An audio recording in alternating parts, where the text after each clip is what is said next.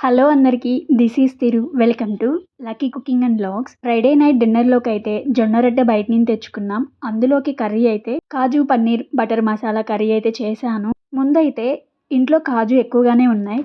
కాజు butter masala చేద్దాం అనుకున్నాను. మా వారికి ఫోన్ చేసి చెప్తే పన్నీర్ కూడా తెస్తానన్నారు. జొన్న రొట్టె ప్రిపేర్ చేయడం నాకైతే రాదు. అప్పుడప్పుడు బయటే తెచ్చుకుంటాం. ఈ తెలంగాణలో బాగా ఫేమస్ కదా జొన్న రొట్టె అంటే. హెల్త్కి కూడా చాలా మంచిది. ఈ కాజు అయితే గోవా నుంచి అయితే తెప్పించారు. కాస్ట్ అయితే చాలా తక్కువ అంట. కేజీ అయితే తెప్పించారు. ఆఫీస్ లో ఫ్రెండ్ గోవా వెళ్తే అందరూ తెప్పించుకున్నారంట. చాలా బాగున్నాయి. ఫస్ట్ అయితే ఇక్కడ ఒక బౌల్లో కాజుని అయితే నానబెట్టుకుంటున్నాను. వాటర్ పోసుకుని 1 అవర్ పాటు అయితే నానబెట్టుకుంటాను. ఒక గుప్పుడు వరకు కాజు అయితే తీసుకున్నాను. ఇంకా 1 స్పూన్ గసగసాలు కూడా తీసుకున్నాను. వాటర్ పోసుకుని నానబెట్టుకోవాలి. ఈ కర్రీ కోసం అయితే ఒక పెద్ద సైజులో ఉన్న టమోటాని ఇలా కట్ చేసుకున్నాను. ఒక ఆనియన్, అల్లం, చిన్నులపాయ, ఒక పచ్చిమిర్చి ఇలా అయితే కట్ చేసుకుని రెడీగా పెట్టుకున్నాను. మిక్సీ జార్లోకి అయితే కట్ చేసుకున్న టమోటా, ఆనియన్, పచ్చిమిర్చి, చిన్నులపాయలు, అల్లం యాడ్ చేసుకుని నానబెట్టుకున్న జీడిపప్పు, గసగసాలు కూడా అందులో యాడ్ చేసుకుని మెత్తగా గ్రైండ్ చేసుకున్నాను. అల్లం వెల్లుల్లి పేస్ట్ ముందుగానే చేసి పెట్టుకుంటాను. ఇలాంటి కర్రీలోకి ఫ్రెష్గా చేసుకుని వేసుకుంటే చాలా బాగుంటుంది. ఇలా అయితే మెత్తగా గ్రైండ్ చేసుకోవాలి. నేనైతే అన్ని కలిపే గ్రైండ్ చేస్తాను. వేరువేరుగా కూడా గ్రైండ్ చేసుకోవచ్చు. స్టవ్ ఆన్ చేసుకుని కడాయి అయితే పెట్టుకున్నాను. ఈ కడాయి తీసుకుని 1 ఇయర్ అయ్యింది. ఈ ఫిబ్రవరి మంత్లోనే మా వారైతే కొనిచ్చారు నాకు. కానీ వీటిల్లో చాలా ప్రిపేర్ చేశాను. ఏదైనా చక్కగా ఉండాలంటే మనం వాడుకునే విధానం బట్టే ఉంటుంది. నాకైతే ఈ కడాయి బాగా నచ్చేసింది. కొంచెం అంత ఆయిల్ అయితే వేసుకుని ఇక్కడ కొన్ని జీడిపప్పుని అయితే ఫ్రై చేసుకుంటున్నాను. ఆయిల్ బదులు బటర్ కూడా వేసుకుని ఇలా ఫ్రై చేసుకోవచ్చు. ఇలా ఫ్రై చేసుకున్న ఈ జీడిపప్పుని అయితే ఒక బౌల్లోకి తీసేసుకుంటాను.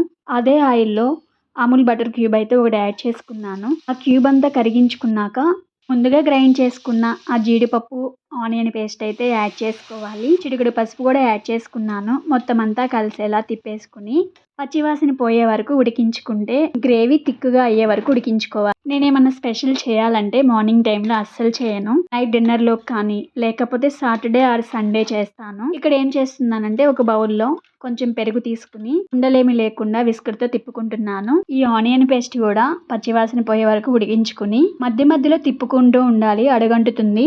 ఈ గ్రేవీ అంతా బాగా దగ్గరకు వచ్చేస్తుంది. ఆ టైంలో ఉండలేమి లేకుండా పెరుగుని రెడీ చేసుకున్నా కదా, ఇప్పుడు మంటని లో ఫ్లేమ్లో పెట్టుకుని ఈ పెరుగును కూడా యాడ్ చేసుకోవాలి. ఇలా మొత్తం అంతా కలిసేలా తిప్పుకుని ఉడికించేసుకోవటమే. పెరుగు యాడ్ చేశాను కాబట్టి మంటని లో ఫ్లేమ్లోనే ఉంచుకుని ఉడికించుకోవాలి. ఈ పెరుగు, ఈ గ్రేవీ మొత్తం ఉడికించుకున్నాక మళ్ళీ తిక్కుగా అవుతుంది. ఆ టైంలో కొంచెం జీరా పౌడర్, ధనియాల పౌడర్, కారం, టేస్ట్కి తగ్గట్టు సాల్ట్ యాడ్ చేసుకుని మొత్తం అంతా కలిసేలా తిప్పేసుకోవటమే.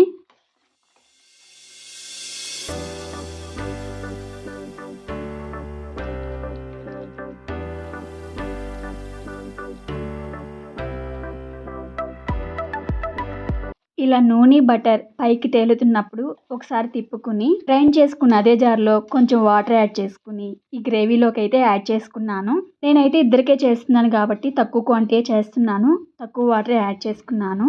మీరైతే చూసుకుని వాటర్ యాడ్ చేసుకోండి. ఇలా వాటర్ యాడ్ చేసుకుని ఒకసారి అంతటినీ తిప్పుకుని లిడ్ పెట్టుకుని ఉడికించుకోవటమే. ఈలోపైతే మా వారు ఆఫీస్ నుంచి వచ్చేటప్పుడు పన్నీర్ తీసుకొచ్చారు. నాకు కావాల్సినంత పన్నీర్ తీసుకుని మిగిలిన పన్నీర్ని ఇలా వాటర్లో అయితే పెట్టేసుకుంటాను. ఇలా వాటర్లో పెట్టేసుకుని ఫ్రిడ్జ్లో అయితే పెట్టుకుంటాను. మళ్ళీ ఎప్పుడన్నా దీంతో ఏదో ఒక డిష్ ప్రిపేర్ చేస్తాను. ఇలా వాటర్లో పెట్టుకుంటే నిల్వ ఉంటుంది.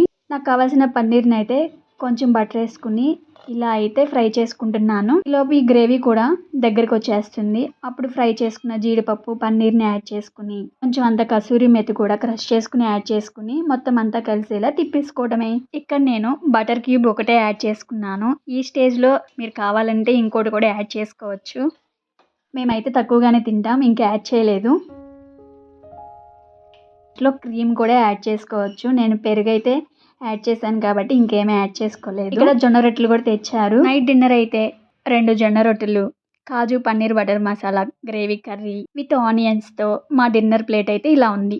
ఈ కర్రీ టేస్ట్ ఎలా ఉందో చెప్పలేదు కదా, చాలా చాలా బాగుంది. మీరు ట్రై చేయాలనుకుంటే ఈ ప్రాసెస్లో ఒకసారి ట్రై చేసి మీకు టేస్ట్ ఎలా వచ్చిందో కామెంట్ చేయండి. అలాగే ఒక లైక్ ఇవ్వండి, సబ్స్క్రైబ్ చేయండి. Thank you.